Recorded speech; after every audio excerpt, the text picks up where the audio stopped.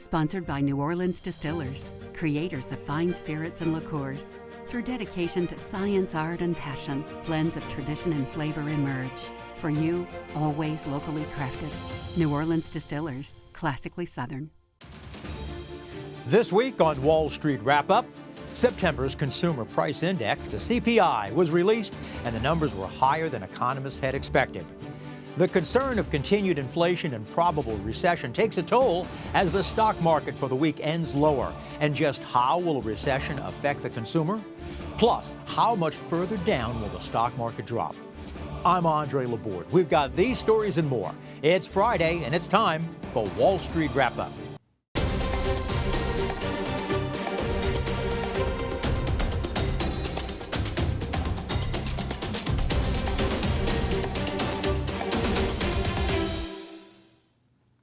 Hi, I'm Andre Laborde. Welcome to Wall Street Wrap-Up on this Friday, October the 14th, 2022. I hope your week went well. Well, coming up tonight, we're going to be talking about the future of the stock market. Well, for the rest of this year and into 2023. Will this sell-off continue much longer? We'll be talking with Katie Stockton. Now, Katie's a chartered market technician, and she is the founder and managing partner at Fairlead Strategies, specializing in technical market analysis on just where the stock market will be heading for the remainder of this year and going into 2023. Just how long will the sell-off will last? We'll ask her. Katie Stockton coming up. Well, this week, September's Consumer Price Index, the CPI, was released and was higher than what economists had hoped for. Inflation for the last month was at 8.2%, which was higher than economists had estimated to be at 8.1%. Core inflation, which is CPI minus food and energy, was at 6.6%, which is the highest since August of 1982, highest in 40 years. Wages increased by 5%, with inflation raising over 8%. Inflation is still outpacing wages by over 3%. Well, how did the markets do this week? All S&P 500 sectors ended lower for the week. The Dow Jones ended higher for the week, but the S&P and the NASDAQ, they ended lower. And this week, the Dow Jones ended at 29,643, and that was up 1.2% for the week. And the S&P 500, they closed at 3584, and that was down 1.5%. And the NASDAQ, they ended at 10,321, which was down a little over 3% for the week. Mark Mahaney, analyst at Evercore ISI, and guest we've had here on Wall Street Wrap-Up, is predicting a 12-month period where Meta, Facebook, should reach a price target at $240 a share. Amazon should be reaching $180, and Netflix will be hitting $300 over the next 12 months. Well, let's get to our guest tonight. Katie Stockton was both the founder and the managing partner at Fairlead Strategies, a company specializing in stock market analysis. She's also the portfolio manager of the Fairlead ETF, symbol TAC. Hi, Katie. Welcome to Wall Street Wrap-Up. Hi there. Thanks so much. The S&P 500 has now broken below 3,600, and it's now going more on the downward. What do you see as a floor or as a bottom? This is the nature of a bear market cycle, that we see lower lows out of the major indices. That 3,600 level was an approximation of where the market bottomed, or the S&P 500 index bottomed in the summertime. And those lows have, of course, been taken out. So now that puts next support not too far below, around 3,500. It's not a major support level, support being a potential area of buying pressure, but it would be a natural place for some kind of relief rally to unfold before the downtrend then resumes. Unfortunately, a previous breakdown that we saw from the S&P 500 index did yield a downside objective of about 3,200 with a longer term time frame, something in the nature of 6 months plus, and that would put us out into Q2 of 2023 for that kind of downside objective. So if I understand correctly, we're looking at it getting lower to 3,500-ish, okay? Stay there for a while, but then going even lower even after that? That's right. And these relief rallies in a bear market cycle can actually be pretty fast and furious. They're really difficult to time correctly, but they can actually yield upside in the nature of 10, even 20% in terms of a counter trend move before you get another lower high. It's just the nature of these bear market cycles. While we do think the market could go lower before we get that relief rally, of course, it's called relief for a reason. It might provide a better selling opportunity for some securities that have also broken support alongside the S&P 500. When you're doing technical analysis and you're looking at stocks, at sectors, at the S&P, the Dow, however, when you do your job, what type of metrics do you use to go, like what you were just saying, it'll hit about 3,500, stay there for a while, but still looking at it going lower? Well, it's a combination of metrics. We use technical indicators. These are things that are really mathematically based on price. So price action is key here for us because that to us reflects market psychology. And we believe that price moves in trends. I think we can all agree with that. But I would say first and foremost, when we're looking at price charts, we're really looking for the prevailing trend, the direction of the moving averages, and any levels that have held importance in the past. So if you saw a lot of peaks at a certain price level, or a lot of troughs or lows at another price level, well, that can be information from the market. It's where sellers and buyers have previously stepped in. I mean, normally stocks trade at a forward earnings, forward PE. Were we so far ahead in buying forward PE, forward earnings, that even now after all of this selling, that we're still ahead of our skis? We really do believe that the earnings trends drive the price trends. Of course, there are times at which the market will diverge from what makes sense fundamentally, and that could be what's happening right now with the downdraft that we've seen this year. It really, confounds some folks that see a good company and they feel like the market should be rewarding that good company.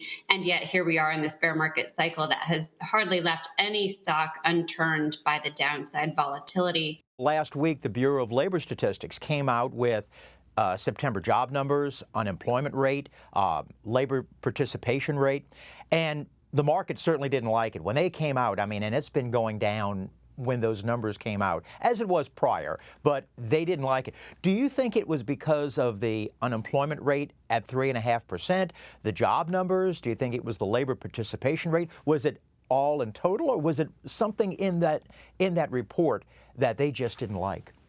I would say some combination thereof. And honestly, by the time we figure it out, it's probably going to change. So we don't Right, spend I a lot of understand. time looking back at the reactions to, individual data points, but rather just what is the price momentum? And it is, of course, to the downside and was to the downside on the back of those numbers. And that's a message from the market that the market is selling that kind of news. And when that happens, I think it's the time when we need to respect that downside momentum, whether or not we agree with it. But technical analysis, the design is to understand the market price action, not why is it happening, but really what is happening and how can we use those trends to our advantage by using them to leverage the manage risk basically and leverage phases of outperformance from different subsegments of the market. We're in the fourth quarter, and third quarter earnings are being released coming up. I'm curious your thoughts is that, do you think that companies that are releasing their numbers are going to be making their estimates? But also I'm curious that those that do, when they do the comps from like third quarter of 2021, if they make those estimates and are maybe even higher, is it because you think they have made more sales, or is it because with inflation they've had to raise their prices so that they actually didn't sell more products and goods and services, but it was because they charged more? That's really more of a fundamental question. What I care more about is the reaction to the earnings and how have the company's management teams managed expectations around these earnings reports. That's what it all comes down to.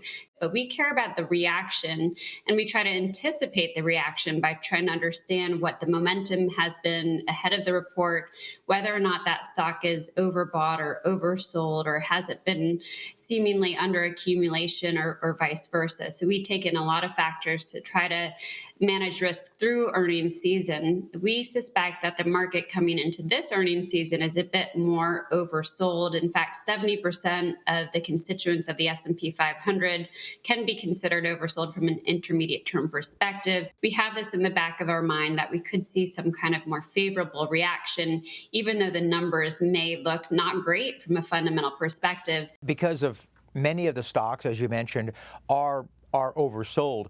Do you think that the market is still trading a lot on the headlines?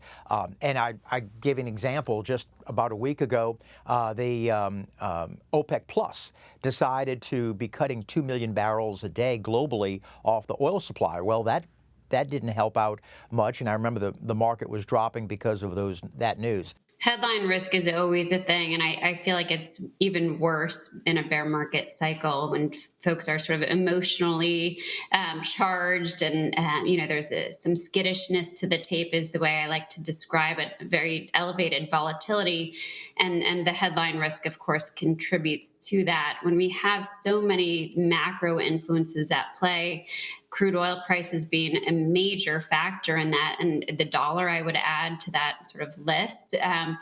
All of that influences the trading in U.S. equities, and sometimes you get actually a knee-jerk reaction where the initial reaction might be positive, but then an hour or two later, the market has changed its mind quite quickly. So it's really difficult to try to trade around those headlines, but rather just try to reduce some of the noise that's associated with them and be mindful of what the prevailing trends over different timeframes are. With, as you mentioned, the oil sector has been more volatile. How do you feel about the sector of energy as a whole? Do you think that energy, oil, E&P, exploration and production, is a good sector to possibly to be investing in for either the short term or long term? And to me, short term is like 1 to 2 years, and long term is 10 to 15 years. So, but what are your thoughts on that area? Well, our short term and long term are quite different. Okay. But I will say that the energy sector this year has really been the standout performer, very positive in terms of long term upside momentum and long term relative strength. So it's actually the only sector that we have currently exposure to in our ETF, which is sector focused. So that ETF is called the Fairlead Tactical Sector ETF, or TACK. And that energy position has helped us a whole lot because of the relative performance.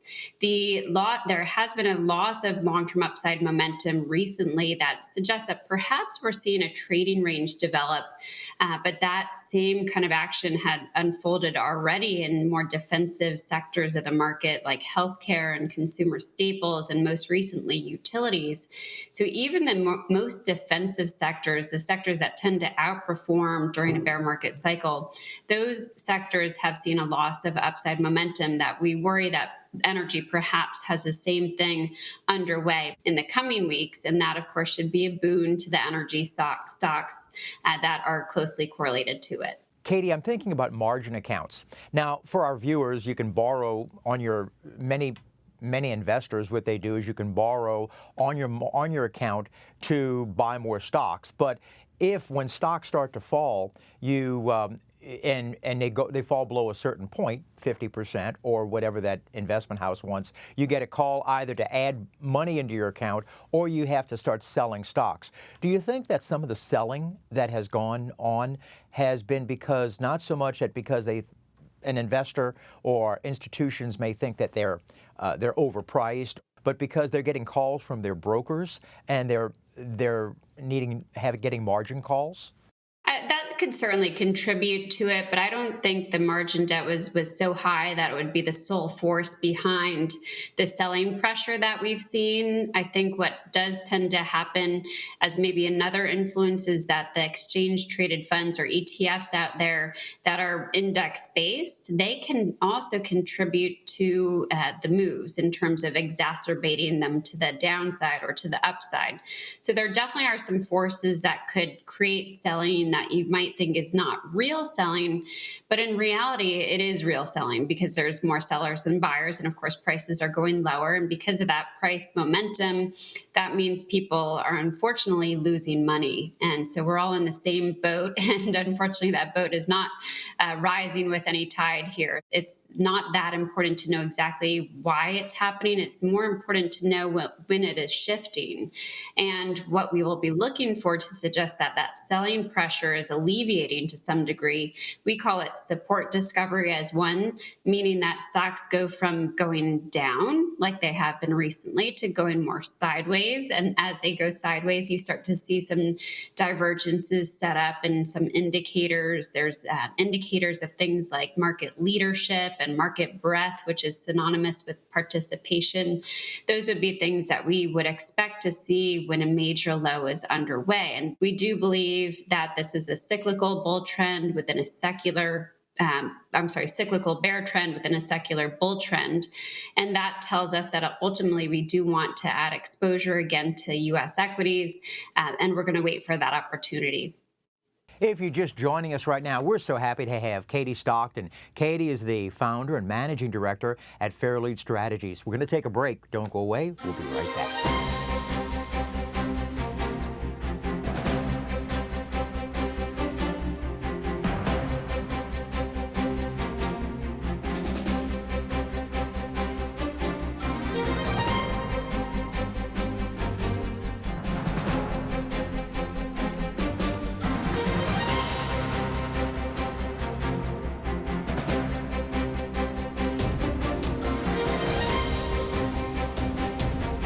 Glad to be back. We're talking with Katie Stockton. Katie is the founder and managing director at Fairlead Strategies as far as the stock market.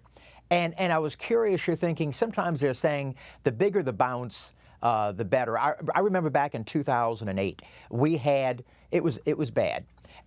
But we had about 14 years of good times before, give or take, before this occurred.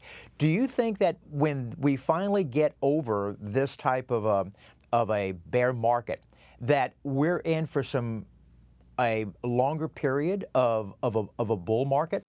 Yeah, and I'm glad you brought that up because it's a little bit of a rosier picture, right? To look beyond the near-term potential for downside follow-through.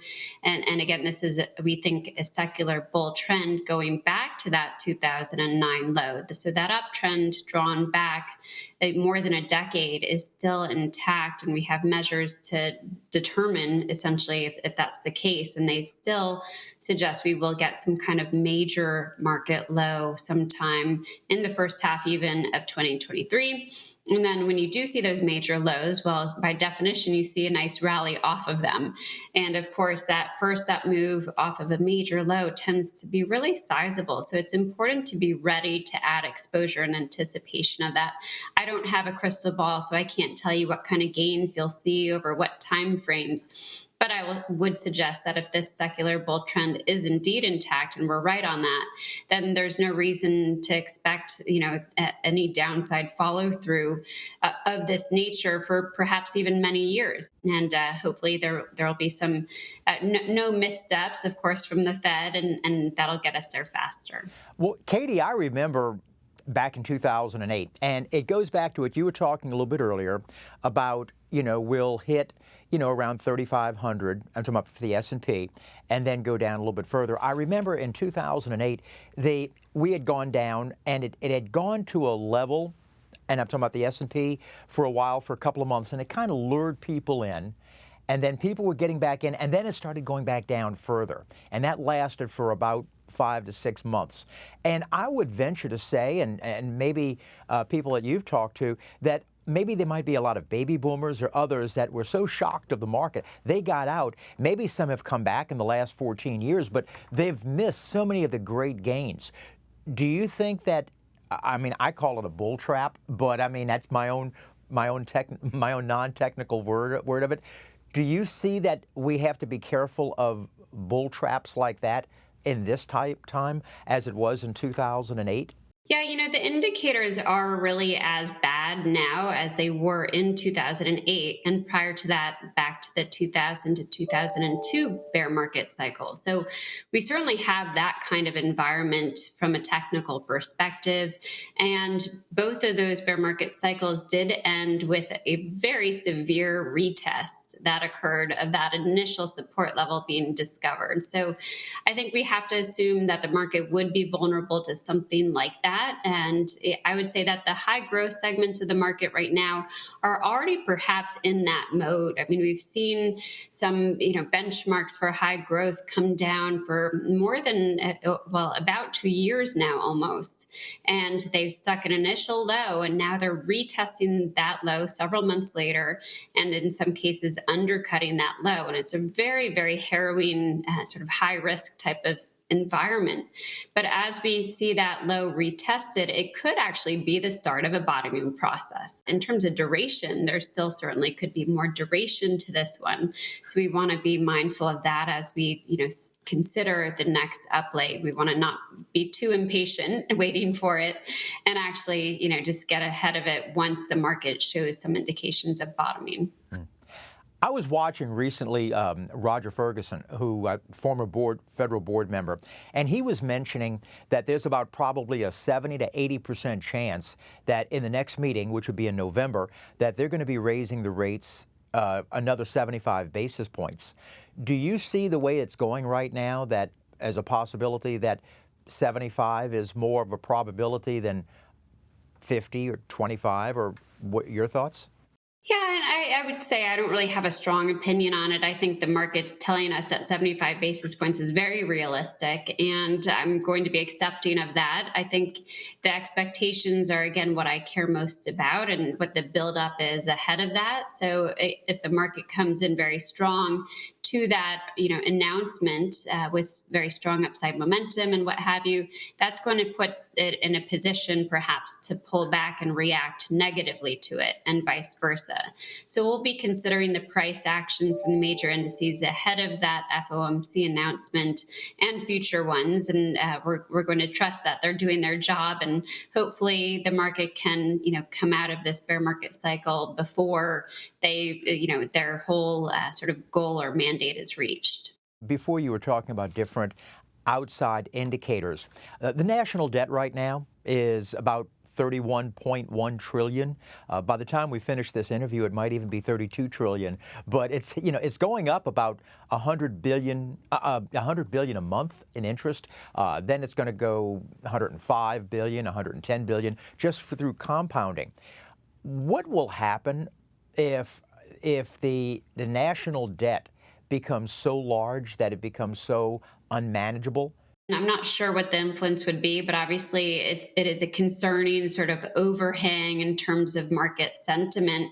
We gauge market sentiment in a number of ways. We like to basically ask people how they're feeling about the market and how they're feeling about things like the debt. We also like to look at transactional gauges of market sentiment. For us, one measure that we always go back to is called the CBOE Volatility Index, or VIX. And the VIX is showing that there is elevated concern around the marketplace. I haven't heard a lot of concern around the debt because there's plenty of other things perhaps to worry about. So it doesn't seem to be front of minds necessarily right now. But obviously rising yields is a major concern, right? And that certainly influences that. And why we as technical analysts focus mainly on price momentum as a prevailing input. At Fairlead Strategies, you have an ETF, an exchange traded fund. What type of an ETF is it? So, as mentioned, it's called the Fairlead Tactical Sector ETF, or TACK as the ticker, and it is focused on leveraging sector trends in U.S. equities. It is large cap, so it's sourcing the S&P 500 sectors using other ETFs to represent them. Now, it is a systematic technical model behind the strategy, and the strategy is designed to invest in the best sectors of the market. But when those sectors are not meeting our qualifiers based on the momentum gauges and overbought, oversold gauges and relative strength gauges, then we have the ability to move into what we consider to be more risk-off categories of the market. That includes treasuries, both short-term and long-term, and also gold, which has been a source of outperformance versus the S&P 500 this year, is often seen as a safe haven asset class. And sometimes that's not completely reliable, but over history, it has been a trend that you can take advantage of. So we have a way to manage risk during major drawdowns like we have at this time. What we found is that sometimes that occurs in our technical indicators and our model before investors really feel comfortable getting back to that place just psychologically. We would highlight the COVID corrective phase as a period in which it just took investors too long to get back to that comfort level of having an offensive market position. And the TAC model is designed to capture those trends in their earlier stages. Katie, unfortunately with the clock, I've got to leave it there, but I hope you come back. I thoroughly enjoyed it. I would love to. Thank you. Thanks, Katie. Well, if you've got a question about finance or a comment about the show, we would love to hear from you. Make it pithy, make it concise, and write us at Andre@wallstreetwrapup.info. And now for a look ahead of market information for next week. But first, what semiconductor company went public on this day, October the 14th, in 1971? We've got that answer in just a moment.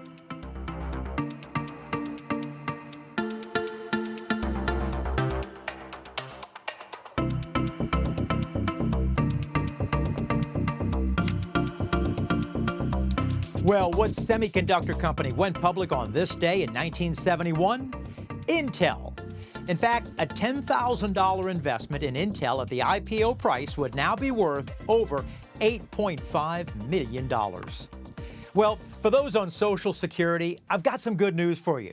Because of inflation has been raging, which now is at 8.2% for the year, starting next year, the Social Security Administration is going to be increasing checks by 8.7%. It's adjusted due to the cost of living adjustments, also called COLA.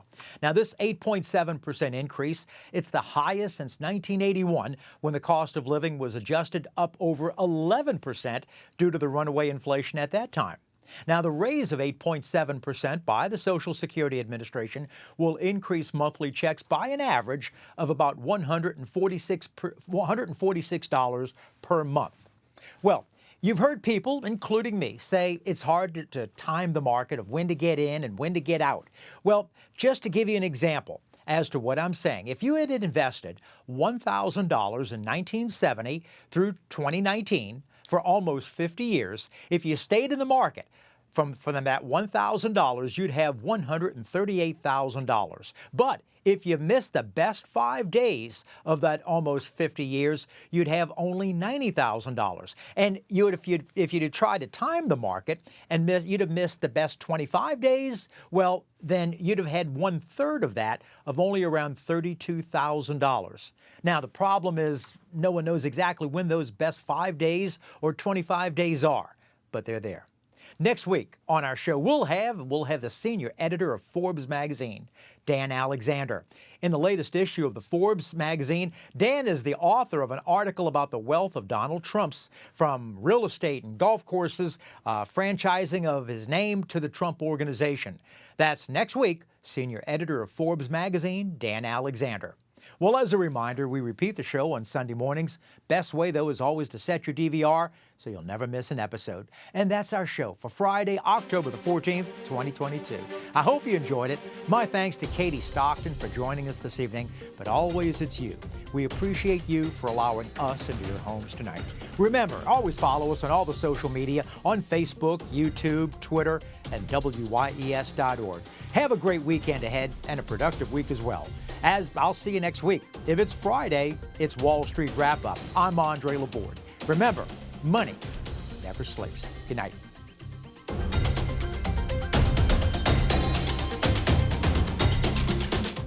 Sponsored by New Orleans Distillers, creators of fine spirits and liqueurs.